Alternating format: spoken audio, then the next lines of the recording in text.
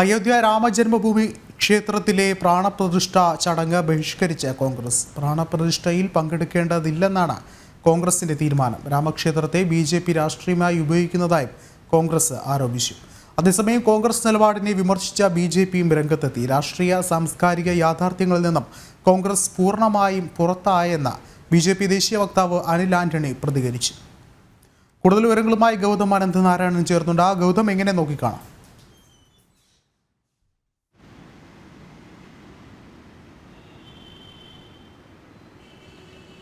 വിഷ്ണു, ഇന്ന് വൈകുന്നേരമാണ് കോൺഗ്രസ് രാമജന്മഭൂമിയിൽ നടക്കുന്ന പ്രാണപ്രതിഷ്ഠ സംബന്ധിച്ചുള്ള അവരുടെ അന്തിമ നിലപാട് വ്യക്തമാക്കിയത്. കഴിഞ്ഞ കുറച്ച് ദിവസങ്ങളിൽ പല കോൺഗ്രസ് നേതാക്കളും അയോധ്യയിൽ നടക്കുന്ന പ്രാണപ്രതിഷ്ഠ ചടങ്ങിൽ പങ്കെടുക്കണം എന്നതാണ് നിലപാട് എന്ന് വിശദീകരിച്ചുവെങ്കിലും ഇന്ന് വൈകുന്നേരം കോൺഗ്രസിന്റെ മീഡിയ വിഭാഗം പുറത്തിറക്കിയ റിലീസിൽ ചൂണ്ടിക്കാണിക്കുന്നത് കോൺഗ്രസ് നേതാക്കൾ ആരും തന്നെ അയോധ്യയിലെ ഈ ചടങ്ങിൽ പങ്കെടുക്കില്ല എന്നുള്ളതാണ്. ഇതിന് കാരണമായി രണ്ട് പ്രധാനപ്പെട്ട കാര്യങ്ങൾ കോൺഗ്രസ് ഈ റിലീസിൽ വിശദീകരിക്കുന്നത്. ഒന്ന്, ഇതൊരു RSSന്റെ പരിപാടിയാണ് എന്നുള്ളതാണ്. രണ്ട്, കോൺഗ്രസ് പറയുന്നത് ഇത് BJPയും RSSും രാഷ്ട്രീയമായി ഈ വിഷയത്തെ ഉപയോഗിക്കാൻ ശ്രമിക്കുന്നു എന്നുള്ളതാണ്. എന്തായാലും ഇതിനെ ശക്തമായി വിമർശിച്ചിപ്പോൾ BJP രംഗത്തെത്തിയിരിക്കുന്നു. BJPയുടെ ദേശീയ സെക്രട്ടറി അനിൽ ആന്റണി ചൂണ്ടിക്കാണിക്കുന്നത് ഭാരതത്തിന്റെ സാംസ്കാരിക സ്വഭാവം മനസ്സിലാക്കുന്നതിലെല്ലാം കോൺഗ്രസ് പൂർണ്ണമായി പരാജയപ്പെട്ടിരിക്കുന്നു. ഇത് ചരിത്രത്തിന്റെ ആവർത്തനമാണ് എന്ന വിമർശനമാണ് BJP ഉന്നയിക്കുന്നത്. മാത്രമല്ല, എല്ലാ കാലത്തും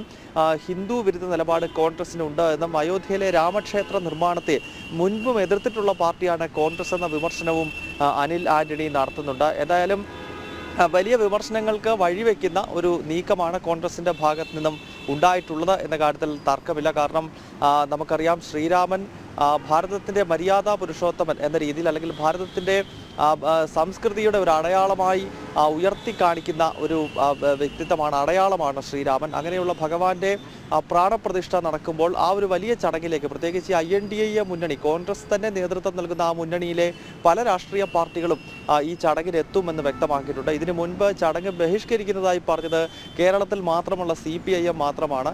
ഏതായാലും ഇപ്പോൾ ദേശീയ തലത്തിൽ വിവിധ സംസ്ഥാനങ്ങളിലെ ഭരണത്തിലിരിക്കുന്ന ഒരു പാർട്ടി കോൺഗ്രസ് ഇപ്പോൾ ഈ ചടങ്ങ് ബഹിഷ്കരിക്കുന്നു എന്ന് പറയുന്നു. സ്വാഭാവികമായും വലിയ രാഷ്ട്രീയ ചർച്ചകൾക്ക് വഴിവെക്കുന്നതാണ് കോൺഗ്രസിന്റെ ഇന്നത്തെ ഈ ഒരു പ്രഖ്യാപനം എന്ന കാര്യത്തിൽ തർക്കമില്ല. എന്തായാലും മുസ്ലിം ലീഗ് ഉൾപ്പെടെയുള്ള പാർട്ടികളുടെ നിലപാടുകൾ അത് ഭയന്നുകൊണ്ടാണ് കോൺഗ്രസ് ഇത്തരം ഒരു നീക്കത്തിലേക്ക് എത്തിയത് എന്ന വിമർശനമാണ് വിവിധ കോണുകളിൽ ശക്തമാകുന്നത്.